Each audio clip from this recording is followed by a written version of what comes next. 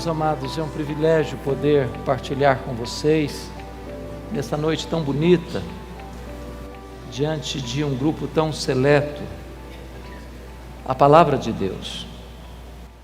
E eu louvo a Deus porque a Fiel escolheu um tema tão oportuno, tão necessário, tão vital para a igreja de Deus nesses dias.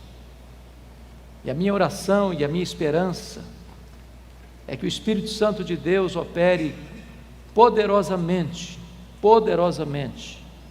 na nossa vida, no nosso coração, nesta conferência, para que saiamos daqui fortalecidos, reanimados, cheios do Espírito, com a disposição de buscarmos este avivamento até que Ele venha. Eu quero partilhar com você o texto que está em Apocalipse, capítulo 1. Eu peço que você abra comigo, versos 9 a 13. Apocalipse, capítulo 1, 9 a 13.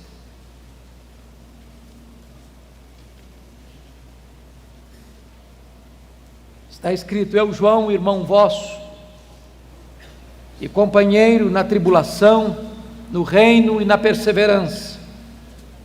Em Jesus achei-me na ilha chamada Patmos por causa da palavra de Deus e do testemunho de Jesus.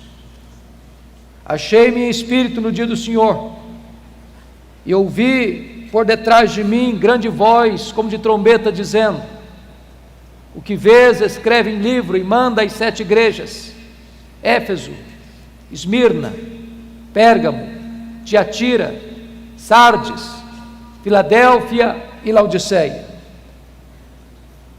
Voltei-me para ver quem falava comigo, e voltado vi 7 candeeiros de ouro, e no meio dos candeeiros um semelhante a filho de homem. Capítulo 3, versos 14 a 22. Ao anjo da igreja em Laodiceia escreve: Estas coisas diz o Amém, a testemunha fiel e verdadeira, o princípio da criação de Deus. Conheça as tuas obras, que nem és quente, nem és frio, nem quente. Quem dera fosses frio ou quente. Assim, porque és morno, e nem és quente nem frio, estou a ponto de vomitar-te da minha boca.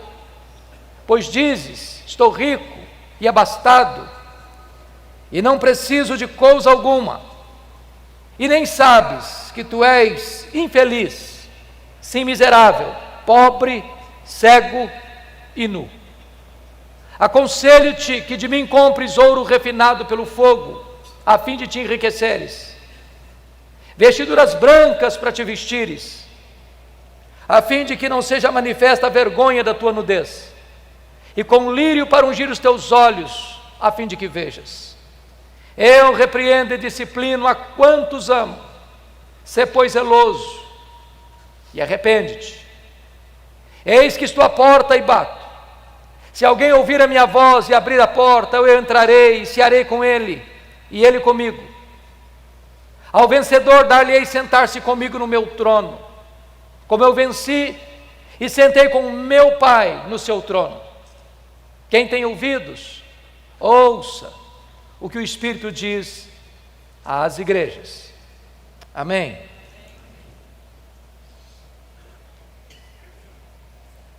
Irmãos queridos, os anos mais sombrios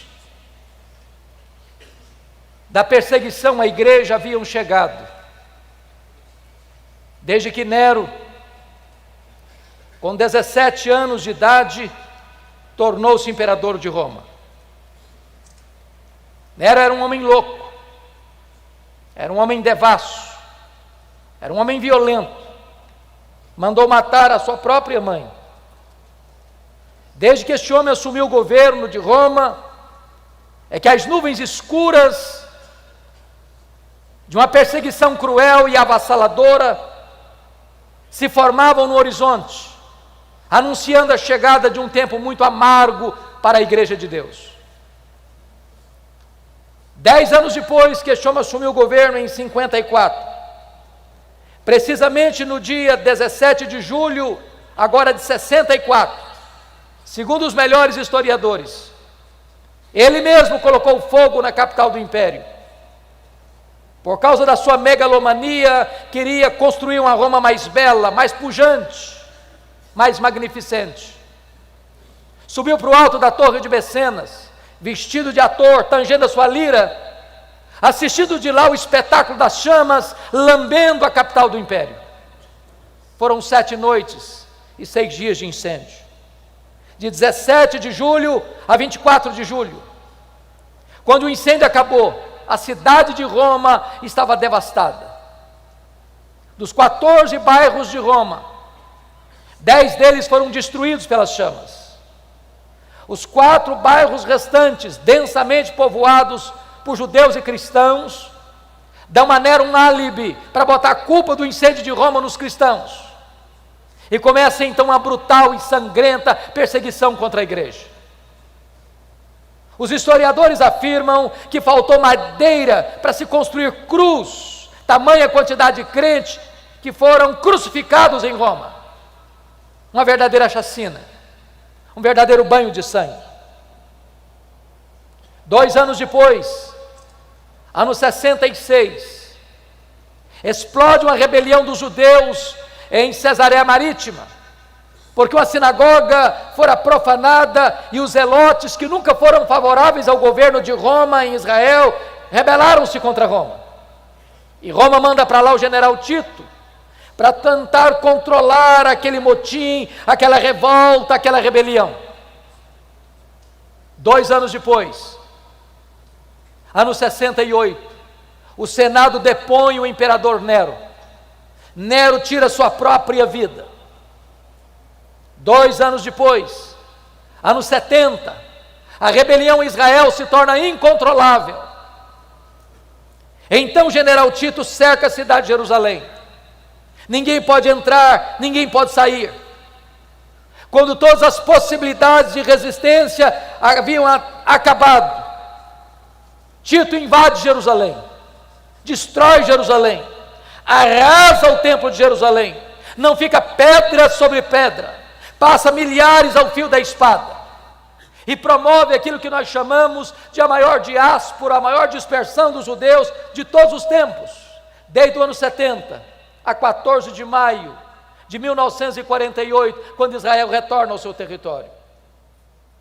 Nesse mesmo ano 70, o imperador Vespasiano inaugura em Roma o Coliseu, o chamado Coliseu Romano, que numa festa de 100 dias de inauguração, mais de 10 mil cristãos foram mortos com requintes de crueldade, enrolados em peles de animais, jogados nas arenas, para os cães morderem, para os touros pisarem, para os leões esfaimados da Líbia devorarem. Uma verdadeira chacina. Ano 81, assume o governo de Roma Domiciano, chamado de o segundo Nero, por causa da crueldade com que perseguiu a igreja. Este imperador vai ser o primeiro a rogar para si o título de Senhor e Deus, pois foi este imperador que deportou o apóstolo João, então pastor da igreja de Éfeso, para a ilha do Mar Egeu, a ilha de Pátimos.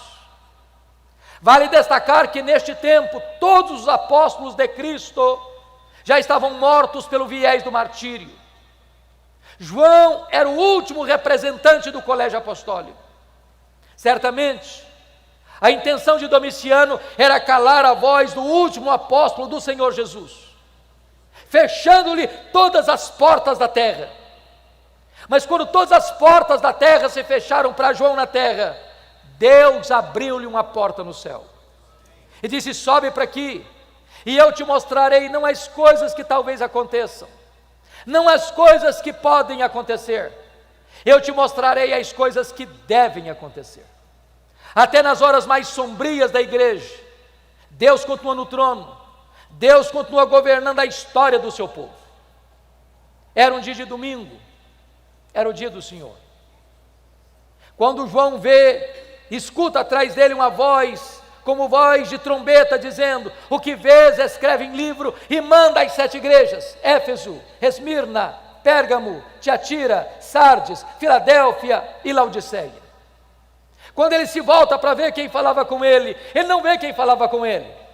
Ele vê 7 candeeiros de ouro, ele vê as 7 igrejas, e no meio das igrejas, um semelhante a filho de homem. O mundo só pode ver Jesus na igreja e através da igreja. Mas o Cristo que João vê, não é o Cristo prostrado sobre os seus joelhos com o rosto em terra, angustiado até a morte, erguendo aos céus forte clamor e lágrimas, suando sangue, na mais titânica batalha da humanidade. O Cristo que João vê, não é o Cristo esbordoado, cuspido, zombado do sinédrio judaico. O Cristo que João vê, não é o Cristo ultrajado e surrado do pretório romano, cuja fronte foi ferida por uma humilhante coroa de espinhos. O Cristo que João vê, não é o Cristo que carrega o lenho maldito pelas estreitas e apinhadas ruas de Jerusalém, sob os apupos e vaias de uma multidão ensandecida e sangue sedento. O Cristo que João vê, não é o Cristo preso naquele leito vertical da morte, suspenso entre a terra e os céus. O Cristo que João vê é o Cristo vencedor, é o Cristo da glória, é o Cristo que triunfou sobre a morte, o inferno. Seus cabelos não estão mais sujos de sangue e poeira, mas são brancos como a neve. Seus olhos não estão mais empapuçados de sangue, mas são como chamas de fogo. Seus pés não estão mais presos ao lenho, são como bronze polido. Suas mãos não estão mais esmagadas pelos cravos, mas sustentam uma igreja. A sua voz não está mais embargada pela sede, mas é como voz de muitas águas. Da sua boca sai uma afiada espada de 2 gumes. O seu rosto não está mais desfigurado, mas brilha como o sol no seu fulgor. Diz a Escritura que quando João vê o Cristo da glória, ele cai como morto aos seus pés. E o Senhor põe a mão direita sobre ele e diz: não temas, João, não temas. Eu sou o primeiro e o último. Eis que eu estive morto, mas estou vivo pelos séculos dos séculos e tenho as chaves da morte e do inferno. Nós não servimos ao Cristo que esteve vivo e está morto, nós adoramos o Cristo que esteve morto e está vivo pelos séculos dos séculos. No capítulo 1, versículo 13, João vê o Cristo da glória no meio das igrejas. E eu quero dizer para você nesta noite, que Jesus está aqui no nosso meio. E é porque Ele está aqui que você e eu estamos aqui. É porque Ele está aqui que nós temos uma grande expectativa, uma enorme esperança de que Deus pode nos visitar e trazer sobre nós um poderoso reavivamento espiritual. Mas no capítulo 2, versículo 1, nós somos informados que Jesus está andando no meio dos candeeiros, andando no meio das igrejas. Para quê? Para sondar a igreja, para exortar a igreja, para corrigir a igreja, para disciplinar a igreja, para consolar a igreja, para fazer promessas à sua igreja. E eu estou certo de que Jesus está aqui, sondando-nos, corrigindo-nos, disciplinando-nos, exortando-nos, consolando-nos, fazendo-nos promessas. E na medida que Jesus vai caminhando entre as igrejas, há um estribilho que se repete em todas as cartas. E o estribilho é este: eu conheço, eu conheço, eu conheço, eu conheço, eu conheço, eu conheço, eu conheço. Para 5 destas 7 igrejas, Jesus vai usar a mesma expressão para a igreja de Éfeso, Tiatira, Sardes, Filadélfia e Laodiceia. Ele diz assim: eu conheço as tuas obras. Aquilo que o seu pai não sabe, eu sei. Aquilo que a sua mãe não sabe, eu sei. Aquilo que a sua mulher não sabe, eu sei. Aquilo que o seu marido não sabe, eu sei. Aquilo que o seu pastor não sabe, eu sei. Aquilo que a lei não sabe, eu sei. Aquilo que você fechou a porta do quarto para ninguém ver, eu estava lá. Ninguém pode esconder nada daquele cujos olhos são como chamas de fogo. Ele conhece a sua igreja. Ele não se deixa enganar por performance humana. Ele não se deixa ludibriar pelo verniz das emoções. Ele conhece a verdade no íntimo. Mas para a igreja de Esmirna, a mais pobre igreja da Ásia, Jesus vai usar uma outra expressão. Ele diz assim: eu conheço a tua tribulação e a tua pobreza, mas tu és rico. Me conforta isso, porque Jesus também conhece as suas dores, os seus gemidos, os seus soluços, as suas noites indormidas, as suas madrugadas insones, as angústias que assaltam o seu peito, as dores profundas que latejam em sua alma. Jesus conhece, e Jesus me choca, porque você e eu temos uma noção do que é uma igreja rica. A igreja mais pobre da Ásia, Jesus diz assim: eu conheço a tua pobreza, mas tu és rico. O que é uma igreja rica para nós hoje? É uma igreja que tem muitos membros? É uma igreja que tem um templo suntuoso? É uma igreja que tem um orçamento robusto? É uma igreja que tem muitos membros influentes na sociedade? Essa é a concepção que nós temos de uma igreja rica. Mas Jesus se dirige à mais pobre igreja da Ásia e diz: tu és pobre, mas aqui em cima tu és rica. Pobre aos olhos dos homens, rica aos olhos de Deus, pobre na terra, rica no céu. O que é importante não é ser rico na terra, é ser rico no céu. Não é ser rico aos olhos dos homens, mas ser rico aos olhos de Deus. Por outro lado, a igreja mais rica da Ásia, a igreja que dizia para si mesma: eu sou rica, eu estou abastada, eu não preciso de nada. Jesus olha para essa mesma igreja e faz um outro diagnóstico e diz: tu és pobre, miserável, cego e nu. Mas para a igreja de Pérgamo, Jesus vai usar uma outra expressão. Ele vai dizer assim: eu conheço o lugar onde tu habitas, onde está o trono de Satanás. E eu não sei se você já perguntou por que Jesus disse isso sobre Pérgamo. Vocês sabem que Pérgamo era a segunda maior cidade da Ásia, só perdia para Éfeso, que era a capital.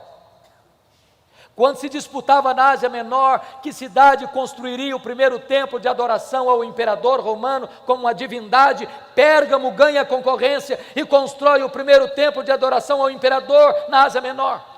Muito provavelmente o que Jesus está dizendo é o seguinte: qualquer lugar onde você coloca um homem no pedestal, qualquer lugar onde tem culto à personalidade, qualquer lugar onde você coloca o homem no centro das atenções, aí está o trono de Satanás, porque todo o humanismo antropocêntrico, todo o humanismo que adora o homem, coloca o homem no centro, aí está a ação e o trono de Satanás. Porque Deus não divide a sua glória com ninguém. Mas muito provavelmente, em segundo lugar, Jesus disse isso sobre Pérgamo, porque Pérgamo era a sede do culto a Esculápio. Lá ficava o templo de Esculápio. E Esculápio era conhecido como Deus da cura. E o símbolo deste Deus pagão era uma serpente. É por isso que até hoje, quando você vai ao seu médico, você vai ver bordado no jaleco branco de seu médico uma serpente. Isso vem de Pérgamo. Isso vem de Esculápio. Isso vem do Deus da cura. Muito provavelmente o que Jesus está dizendo é o seguinte: qualquer lugar onde uma pessoa venera uma imagem criada e forjada pela mente e pelas mãos humanas, aí está o trono de Satanás. Porque o ídolo é nada, ele é gesso, ele é mármore, ele é pedra, ele é prata, ele é ouro. Ele tem boca e ele não fala, ele tem pés e ele não anda, ele tem mãos e ele não apalpa, ele tem olhos e ele não enxerga, mas por trás do ídolo estão os demônios. O que é magnífico é que onde Satanás tem um trono, ali Jesus planta uma igreja para adorar e servir o Rei dos Reis e o Senhor dos Senhores. Jesus está andando no meio das igrejas, e Ele está andando entre nós nessa noite. E na medida que Jesus vai caminhando entre as igrejas, Ele tem elogios a fazer, Ele tem censuras a fazer. Para 2 igrejas, apenas elogios, nenhuma censura. Para quais igrejas? Para Esmirna, a mais pobre. Para Filadélfia, a mais fraca. Jesus se dirige à igreja de Filadélfia dizendo: eu conheço as tuas obras, tu tens pouca força, mas eu coloquei diante de ti uma porta aberta, e a porta que eu abro, ninguém fecha, e a porta que eu fecho, ninguém abre. O que é importante não é ser forte na terra, o que é importante é ser fiel ao Deus Todo-Poderoso. Mas para 4 igrejas, Jesus vai fazer elogios e censuras. Por exemplo, Jesus elogia a igreja de Éfeso pela sua firmeza teológica, pela sua fidelidade doutrinária, pelo seu zelo pela sã doutrina. Uma igreja que não suportava os falsos apóstolos, uma igreja que não tolerava as obras dos nicolaítas, uma igreja que não transigia com a verdade, uma igreja que não aceitava abrir as portas para a heresia, para os falsos ensinos. Jesus elogia aquela igreja pelo seu zelo pela verdade. Com isso, Jesus está nos ensinando que uma igreja jamais pode agradá-lo se essa igreja não é fiel às Escrituras, se essa igreja não é zelosa pela verdade, se essa igreja não tem compromisso inarredável com a sã doutrina. Você e eu não temos o direito de mudar a mensagem e torná-la mais palatável para agradar a freguesia. A palavra de Deus deve ser pregada com integridade, com fidelidade, porque o papel da igreja não é ser popular, é ser fiel. Jesus, entretanto, se dirige a esta igreja dizendo: tenho, porém, contra ti uma coisa, é que tu abandonaste o teu primeiro amor. E aqui corremos um sério risco, porque às vezes até na defesa da ortodoxia, uma igreja pode perder a piedade. Mantém a ortodoxia intacta, mas não tem mais vida, mas não tem mais entusiasmo, mas não tem mais brilho nos olhos, mas não tem mais calor espiritual. Tem luz na cabeça, mas não tem fogo no coração. E é preciso alertar-nos que nada mata mais do que a ortodoxia morta. Pessoas que têm a mente arejada pela verdade, mas o coração está seco, está árido. Já colocou a vida cristã no piloto automático. O culto acontece, a pregação, a oração, os cânticos, mas tudo dentro de um mecanicismo árido. Não tem mais vida, não tem mais entusiasmo, não tem mais amor por Deus, o coração não arde mais, os olhos não brilham mais, não mais a alegria exultante, cheia de glória. E eu posso lhes dizer, irmãos, que a ortodoxia é necessária, que ela é vital, que ela é insubstituível, que nós jamais podemos negociar a verdade, mas só ortodoxia sem piedade não serve.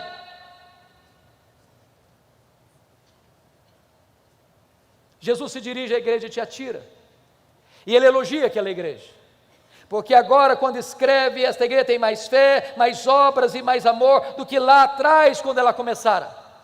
Mas Jesus diz assim: eu tenho uma coisa contra ti, é que tu toleras esta falsa profetisa Jezabel, que induz o meu povo à prostituição. Notem isso, Éfeso tinha doutrina, mas não tinha amor. Tiatira tinha amor, mas não tinha doutrina. Da mesma maneira que uma igreja ortodoxa sem vida piedosa não agrada a Deus, também uma igreja que tem comunhão e tem amor, mas não tem a sã doutrina, não agrada a Deus.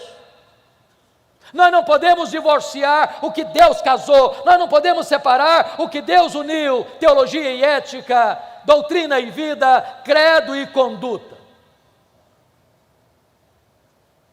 Jesus elogia a igreja de Pérgamo, porque naquela igreja tinha gente fiel, pronta a morrer pela sua fé, como seu líder Antipas. Segundo os historiadores, ele morreu carbonizado dentro de um boi de bronze encandecido.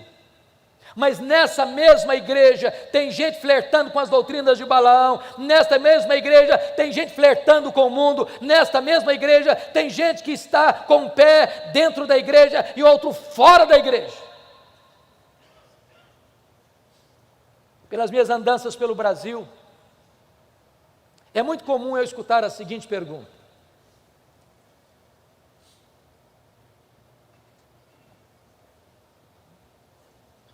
a avaliação que o senhor faz da igreja evangélica brasileira? Sabendo que eu sou um pastor presbiteriano, às vezes me pergunto assim: qual a avaliação que o senhor faz da igreja presbiteriana do Brasil? Talvez, às vezes a pergunta é mais interessada, mais específica: qual é a avaliação que o senhor faz da igreja? O senhor tem o privilégio de pastorear. E a minha resposta é sempre a mesma. Eu respondo assim: vai muito bem, muito bem. Vai mais ou menos, mais ou menos. Vai muito mal, muito mal, muito mal. Sabe por que eu respondo assim? Porque numa mesma igreja, que escuta o mesmo pastor, que se assenta ao redor da mesma mesa do Senhor, que canta no mesmo conjunto coral, tem gente cheia do Espírito Santo, tem gente capengando na fé, tem gente vivendo em pecado, numa mesma congregação. Jesus está andando no meio da sua igreja, ele conhece a sua igreja. Ele elogia a igreja de Sardes. Aquela igreja tinha um nome na cidade, uma igreja viva. Hoje talvez diríamos uma igreja avivada.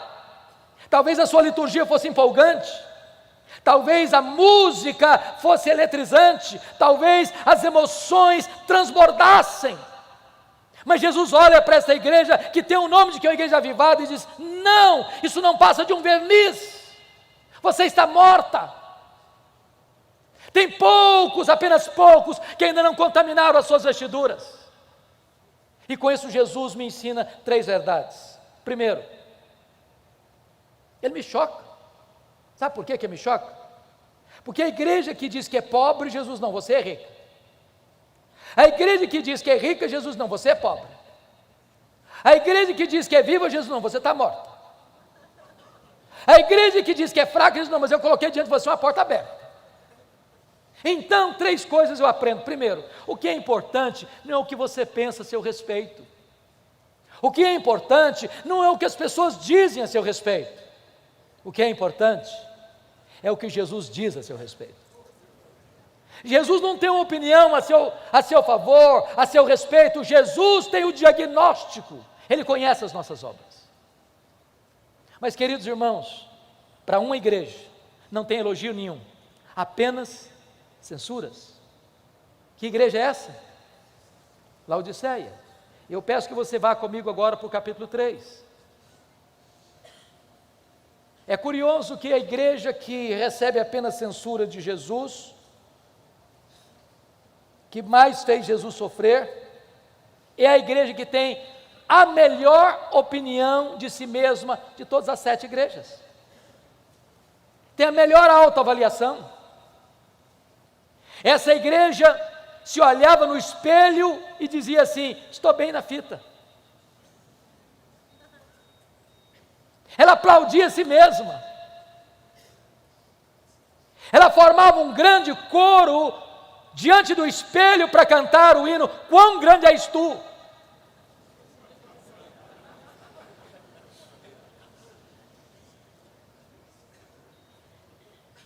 E eu gostaria então, com a sua Bíblia aberta comigo no texto, olhar três coisas aí. Primeiro, dos versos 15 a 17, Jesus vai fazer um diagnóstico. Dos versos 18 a 20, Jesus vai fazer um apelo. Dos versos 21 a 22, com base no verso 14, Jesus vai fazer uma promessa. Vocês sabem que Laodiceia ficava na região do Vale do Rio Lico, a região mais fértil da Ásia. Ainda hoje é a região mais fértil da Turquia. Vocês sabem que naquele vale ficavam três cidades, Hierápolis, Colossos e Laodiceia, distante uma da outra 9 quilômetros. Eram tão pertas que quando Paulo escreveu aos Colossenses, ele ordenou que a mesma carta fosse lida na igreja de Hierápolis e na igreja de Laodiceia. Hierápolis era a nossa Caldas Novas brasileira, lugar onde havia uma fonte de águas quentes. Há uma montanha lá chamada Castelo de Algodão, de rochas calcárias brancas, onde as águas brotam quentes e vão descendo, formando piscinas naturais em cascatas, e pessoas vinham e vêm até hoje para tomar banhos nas águas quentes e terapêuticas de Hierápolis. Do outro lado do rio, em Colossos, havia fontes de águas frias e geladas, também terapêuticas. Mas em Laodiceia, a maior cidade, não havia fontes, nem de águas quentes, nem de águas frias. As águas vinham por meio de aquedutos e chegavam lá mornas, tépidas, impróprias para beber e impróprias para uso terapêutico. O que Jesus Cristo faz? Ele pega esse gancho da geografia e diz assim: quem dera tu fosses quente como as águas de Hierápolis, quem dera tu fosses fria como as águas de Colossos, mas porque tu és morna com as águas que chegam na cidade, eu estou a ponto de vomitar-te da minha boca. Porque ele usa a figura do ouro. Porque Laodiceia era a cidade dos endinheirados, dos bancários, era o centro econômico da Ásia Menor. Jesus diz: vocês se orgulham do ouro que vocês têm, mas espiritualmente vocês estão pobres. Por que Jesus usa a figura da roupa branca? Porque Laodiceia era o maior centro têxtil da Ásia Menor. Jesus diz: vocês se orgulham das suas fábricas de roupas, mas vocês espiritualmente estão nus. Por que Jesus usa a figura do colírio? Porque Laodiceia era o maior centro médico, sobretudo oftalmológico, da Ásia Menor. Havia lá um remédio que produzia o pó frígio, de que fazia o colírio, famoso no mundo inteiro. E Jesus diz: vocês se orgulham das suas clínicas de olhos, mas espiritualmente vocês estão cegos. Sabe o que Jesus está fazendo? Um diagnóstico. Mas sabe o que me choca? Não é o que Jesus vê na igreja, é o que ele não vê. Se não, vejamos. Leia 7 cartas e vocês verão isso. A igreja que mais fez Jesus sofrer, a igreja que provocou náuseas em Jesus, não recebe de Jesus nenhuma censura de problemas doutrinários. Não tem falsos mestres, não tem falsos profetas, não tem falsos apóstolos, não tem doutrina de Balaão, não tem doutrina de Nicolaitas, não tem falsa profetisa Jezabel, não há nenhuma ameaça doutrinária à igreja. Nós diríamos hoje que a igreja de Laodiceia era uma igreja ortodoxa, mas não obstante, está provocando náuseas do Filho de Deus. Olhe as igrejas, e vocês não verão nenhuma denúncia de Jesus de problemas morais. Havia problema moral em Pérgamo, havia problema moral em Tiatira, havia problema moral em Sardes. Não há escândalos na igreja de Laodiceia, não há denúncia de pecados escandalosos, nem interno, nem provocando escândalos fora dos portões. Diríamos hoje que Laodiceia era uma igreja ética, mas estava provocando náuseas no Filho de Deus. Olha para as cartas, e vocês não verão nenhuma denúncia de Jesus de pobreza naquela igreja. Havia pobreza em Esmirna, havia pobreza em Filadélfia. A igreja de Laodiceia é rica, é próspera. Eu acho que os teólogos da prosperidade não fariam sucesso lá. Mas não obstante, essa igreja está provocando náuseas em Jesus. Olha as cartas e vocês verão que não há denúncia de Jesus de perseguição, nem política e nem religiosa em Éfeso, na cidade de Laodiceia. Havia perseguição religiosa em Éfeso, havia perseguição política em Pérgamo. Essa igreja está em paz, mas está provocando náuseas no Filho de Deus. Irmãos queridos, eu quero crer Eu quero crer que as igrejas aqui representadas, graças a Deus, são igrejas que zelam pela sã doutrina. Eu quero crer que as igrejas aqui representadas zelam pela ética. Eu quero crer que as igrejas aqui representadas são igrejas prósperas. Eu quero crer que as igrejas aqui representadas vivem em paz. Eu quero dizer que a ortodoxia é uma bênção. Eu quero dizer que o zelo pela ética é uma bênção. Eu quero dizer que a prosperidade que vem de Deus é uma bênção. Eu quero dizer que a paz é uma bênção. Mas mesmo a igreja ortodoxa, ética, que está vivendo prosperamente e em paz, ela pode estar provocando náuseas no Filho de Deus. Então resta-nos uma pergunta: o que é que Jesus viu na igreja de Laodiceia que deu náuseas nele? Só uma coisa, irmãos: falta de fervor espiritual, apatia, mornidão,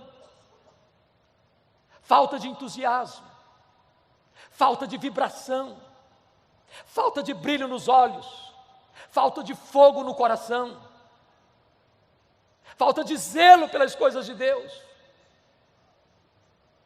É colocar a vida cristã no piloto automático, é permitir que um mecanicismo árido domine a igreja.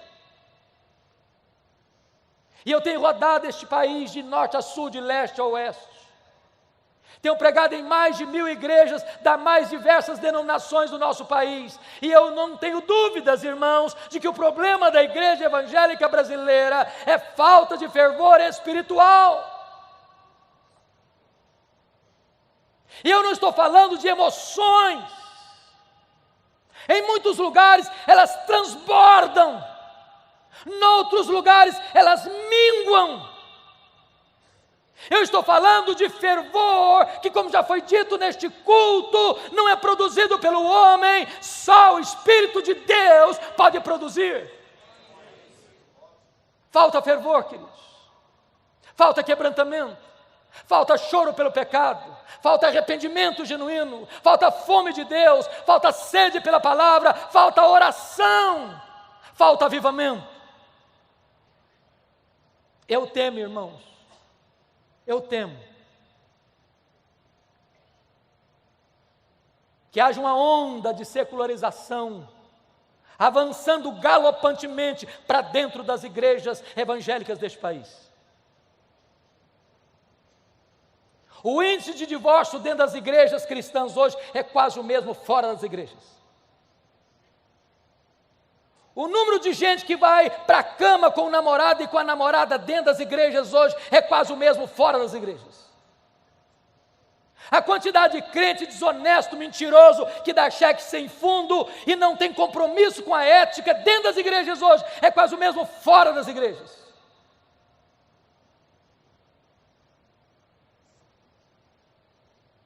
Querem ver uma coisa? Eu não sei como é que você está lidando com isso na sua região, mas por onde eu ando, os pastores lamentam comigo esse fato. As festas de casamento dos nossos crentes estão se transformando numa vergonha. Uma vergonha. Você sai da igreja, onde você adora a Deus, onde você prega, você ora, você canta, você invoca a bênção de Deus, e dali sai para um rico cerimonial e lá o pau quebra. O pau quebra. Porque a música que rola lá não tem nada a ver com Deus, mas não. Bebidas alcoólicas, se serve todas. As luzes, como uma boate moderna, acendem-se no teto e o povo de Deus bêbado cai na pista de dança e volta para casa com as pernas trôpegas. Olha para o retrovisor e veja as igrejas que entraram por esse caminho, onde foram parar. Ou a igreja tem a coragem de botar o pé no freio, ou nós entraremos para dentro desta avassaladora secularização. Há poucos dias, um pastor me disse, pastor Hernandes, a minha mocidade sai de uma reunião de oração e vai para balada até de madrugada. Nada tem nada mais a ver. Eu conheço líderes que vão fazer um discipulado na sua casa e depois de abrirem a Bíblia e de orarem com o seu discipulando, abrem uma garrafa de uísque e bebem a valer, introduzindo e matriculando os seus discipulandos no alcoolismo. Nada tem nada a ver. Há poucos dias um pastor me disse com lágrimas nos olhos, pastor Hernandes, a minha denominação não batizou um crente por igreja, por ano, em média.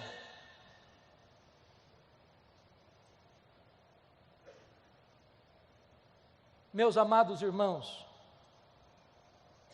eu estive agora retornando essa semana passada de uma viagem a Israel e Europa. Nós estávamos na Holanda. E a pessoa que nos acompanhava, dando um relatório da situação da Holanda, disse: até 1960, a Holanda era um país protestante, onde os crentes lotavam as igrejas. Hoje, os templos estão lá, vazios, apenas com museus, para você tirar uma fotografia. Numa única geração, a igreja se perdeu. Numa única geração. Eu estive agora em Edimburgo, na Escócia. Lá tem um templo belíssimo, na praça principal da grande fortaleza. Eu entrei para ver. O templo era cristão, evangélico, mas lá dentro tinha um bar. O templo transformado num bar.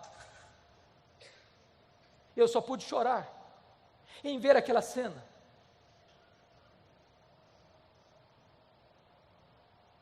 Irmãos queridos, sabe o que significa isso? Nós precisamos de um avivamento espiritual. Se nós não quisermos entrar por esse mesmo caminho, se nós não quisermos colher os frutos amargos de uma secularização, de uma sequidão espiritual, de uma mornidão espiritual, de uma apatia espiritual, onde as pessoas já não têm mais gosto por ir à igreja, onde elas não têm prazer mais na palavra de Deus, onde ir a um culto é um peso, onde frequentar uma reunião de oração é um sacrifício, elas não amam a Deus, elas não querem Deus, elas querem as bênçãos de Deus, e elas substituíram o Deus das bênçãos pelas bênçãos de Deus.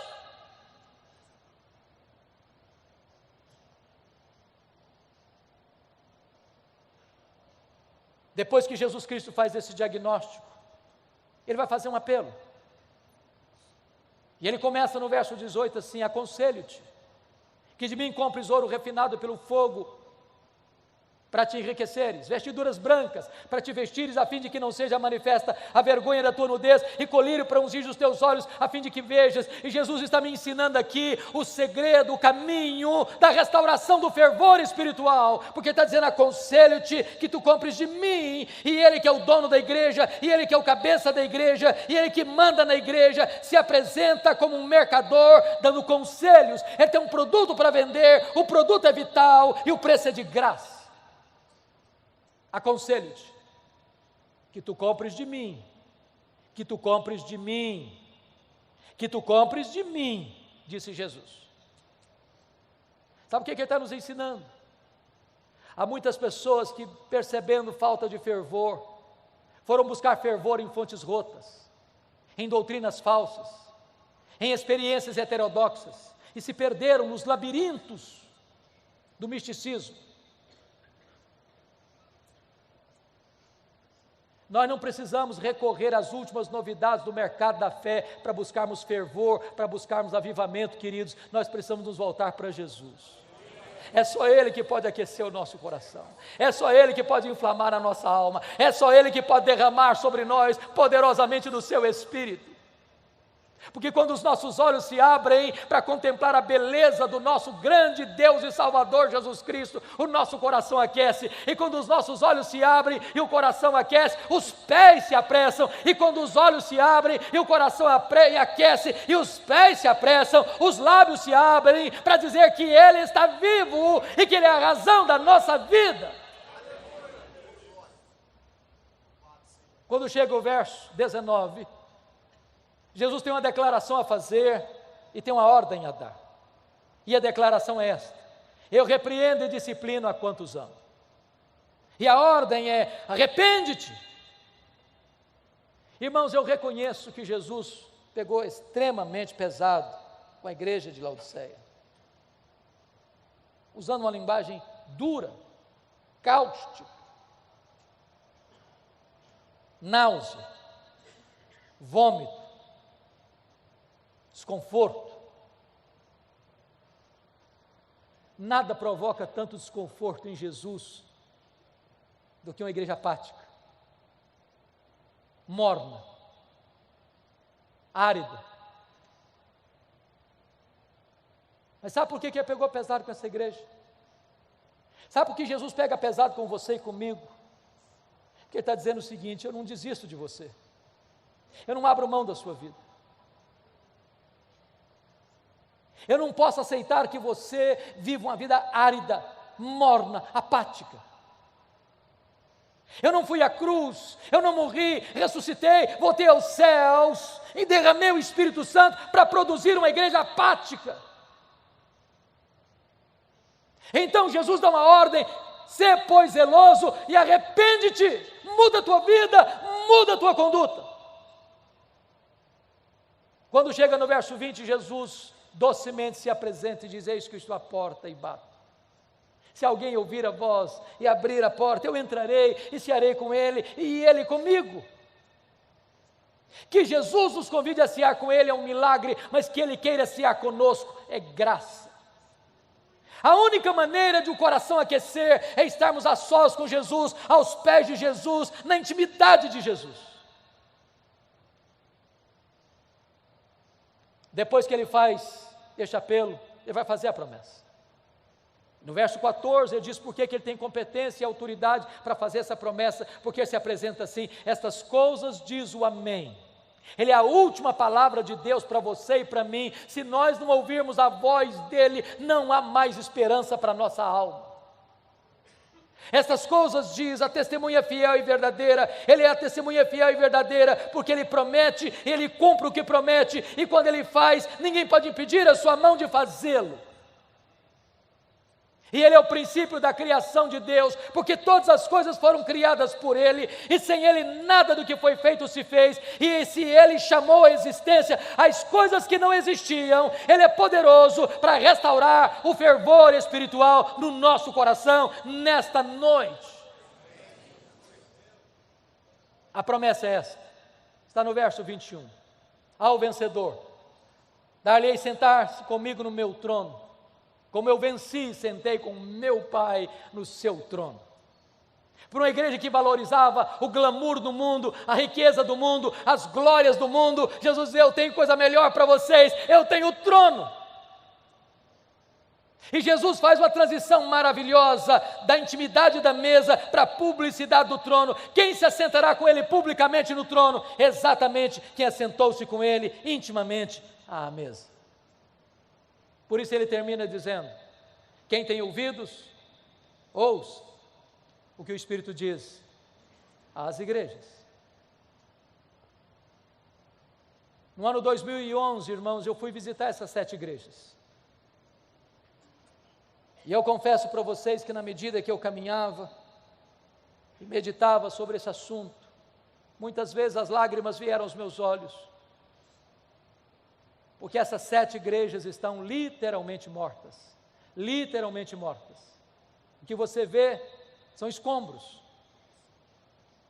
pedras reviradas, uma vaga ideia de uma igreja que existiu no passado. Mas nessa mesma região, hoje, não tem sequer 1% de crentes. Sabe por que essas igrejas morreram? Porque elas não ouviram o que o Espírito Santo disse a elas. Olha para a Europa, o velho continente, o berço do protestantismo, onde aconteceu a reforma, onde aconteceu o movimento dos puritanos, onde aconteceu o movimento dos morávios, onde aconteceu o movimento pietista, onde aconteceram as missões modernas, onde aconteceram grandes reavivamentos espirituais. Europa hoje é conhecido como um continente pós-cristão. Você vai a Genebra, onde já foi uma maquete viva do reino de Deus, parece que não há mais vestígio de vida cristã autêntica naquele país. Estive pregando na Inglaterra o ano passado, e um pastor com lágrimas nos olhos me disse assim: Pastor Hernandes, a Inglaterra não é mais o país de John Wesley, a Inglaterra não é mais o país de George Whitefield, a Inglaterra não é mais o país de William Carey, a Inglaterra não é mais o país de William Wilberforce, a Inglaterra não é mais o país de John Charles Ryle, a Inglaterra não é mais o país de Charles Haddon Spurgeon, a Inglaterra não é mais o país de Mark Lloyd Jones, a Inglaterra não é mais o país de John Stott, a Inglaterra hoje é o país de Richard Dawkins, o patrono dos ateus. Os nossos templos estão sendo vendidos e transformados em museus, em boates, em mesquitas muçulmanas. Sabem por que as igrejas estão morrendo na Europa? É porque elas não estão ouvindo o que o Espírito Santo diz a elas. Olha para a América do Norte, olha para o Canadá, para os Estados Unidos, onde aqueles países tão fortes, tão arrojados na evangelização do mundo. Hoje algumas igrejas históricas, rendidas ao liberalismo, perdem centenas, milhares de membros todos os anos, todos os anos, todos os anos. Enormes igrejas vazias. Seminários que formaram teólogos, missionários, pastores para abençoarem o mundo, tomados de assalto pelos liberais, produzem morte. O ano passado eu estava pregando em Nova York numa conferência. Quando terminou aquela conferência, eu fui pregar numa igreja evangélica da cidade. Enquanto o pastor me conduzia àquele templo, ele me mostrou 11 templos que estavam sendo vendidos. Não tinha mais gente para frequentar. Sabe por que as igrejas estão morrendo na América do Norte? Porque há igrejas morrendo lá, vitimadas ou pelo liberalismo de um lado, ou pelo sincretismo religioso do outro, ou pelo secularismo de outra parte, ou pela ortodoxia morta. É porque não estão ouvindo o que o Espírito Santo diz às igrejas. Olha para o Brasil, irmãos, onde nós já temos sinais de denominações inteiras se rendendo ao liberalismo, onde pastores já não acreditam mais que a Bíblia é a palavra de Deus, infalível, inerrante e suficiente.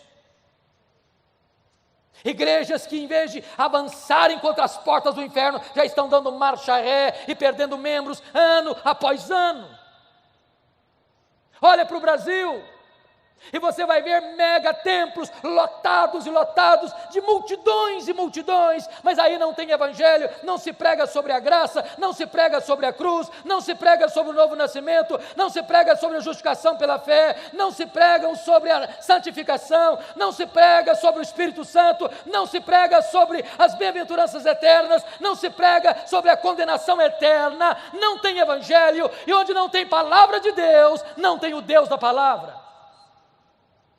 Olha para o Brasil, e você vai ver denominações históricas que, embora mantenham a ortodoxia, mas muitas delas já perderam o fervor, já perderam o entusiasmo, já estão secas, já estão áridas, já estão mornas, já estão apáticas, precisando de um sopro de vida.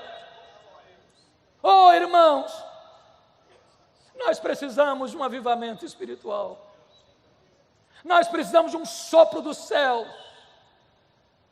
Nós precisamos do vento impetuoso do Espírito para soprar as cinzas, para reacender as brasas, para levantar um fogo santo que queima, que limpa, que purifica e que alastra em nome de Jesus.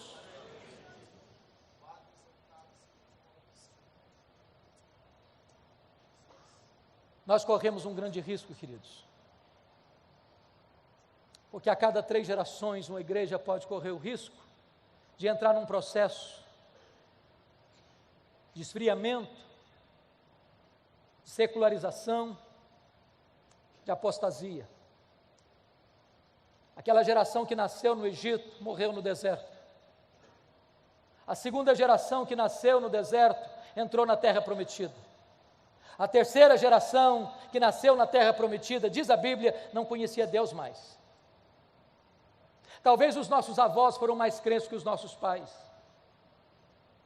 Talvez os nossos pais estão sendo mais crentes do que nós. Talvez nós estamos sendo mais crentes que os nossos filhos. Se Deus não tiver misericórdia, a igreja evangélica brasileira pode legar aos seus filhos e aos teus netos uma igreja apática. Que Deus tenha misericórdia de nós. Que Deus sopre sobre nós um alento de vida, para que os nossos filhos e os nossos netos herdem uma igreja mais viva, mais operosa, mais cheia da graça, mais cheia do Espírito, mais cheia do poder de Deus. Que Deus nos ajude. Que Deus nos ajude.